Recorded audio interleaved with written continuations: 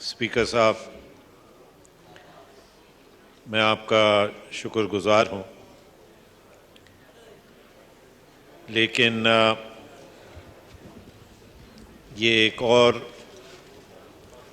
मज़म्मती इजलास है।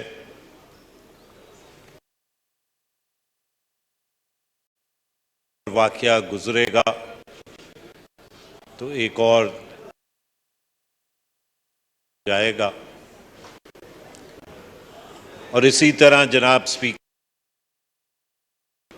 फर्जी तौर पे OIC भी एक करारदाद मुजम्मत की पास कर देगी। जनाब स्पीकर, हमारे कंधे मुस्लिम उम्मा के कंधे फ़लस्तीनियों की लाशें उठा उठाकर थक चुके हैं, लेकिन वहां पे भी मां सवाए करारदातों के, तकारीरों के, उसके सिवा और कुछ नहीं हो रहा। मुझे इस वक्त जनाब स्पीकर शिद्दत से मुस्लिम उम्मा में ऐसी लीडरशिप जो शहीद जुल्फ़िकार अली भुट्टो की थी, फैसल की थी, नासिर की थी, बूमदियन की थी और सकारनो की थी, उसकी शिद्दत से कमी महसूस हो रही है। जनाब चेयरमैन, जनाब स्पीकर, अगर देखा जाए तो मुस्लिम उम्मा एक इतनी बड़ी वर्ल्ड मार्केट है जिसको इग्नोर नहीं किया जा सकता, और उसके साथ साथ मुस्लिम उम्मा दुनिया को तेल भी फराहम करती है। लेकिन ऐसी लीडरशिप के ना होने की वजह से मुस्लिम उम्मा कोई ऐसा इकोनॉमिक फैसला लेने से गुरेज कर रही है जिससे शायद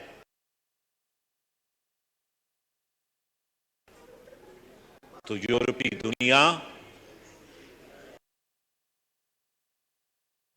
शायद राय रास्त पे आ जाए। जनाब स्पीकर,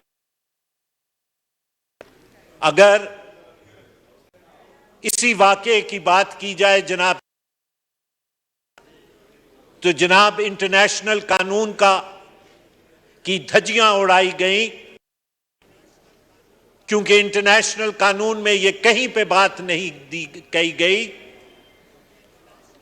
कि किसी मजहब के खिलाफ आप हेट स्पीचेस करें। जनाब स्पीकर, अगर हम फ्रीडम ऑफ एक्सप्रेशन की भी बात करें तो even then mister speaker, freedom of expression is also to be within the bounds of law. And no canons of law, Mr. Speaker, permit or allow that a sacred book of a religion, in the name of freedom of expression, should be allowed to be burnt by any one individual. लिहाजा मैं वापस जनाब speaker conclude करते हुए वापस उसी बात पे आता कि अगर ये स्वीडन का इंसिडेंट लिया जाए, and if the Muslim leadership is sincere, then why doesn't it announce an economic embargo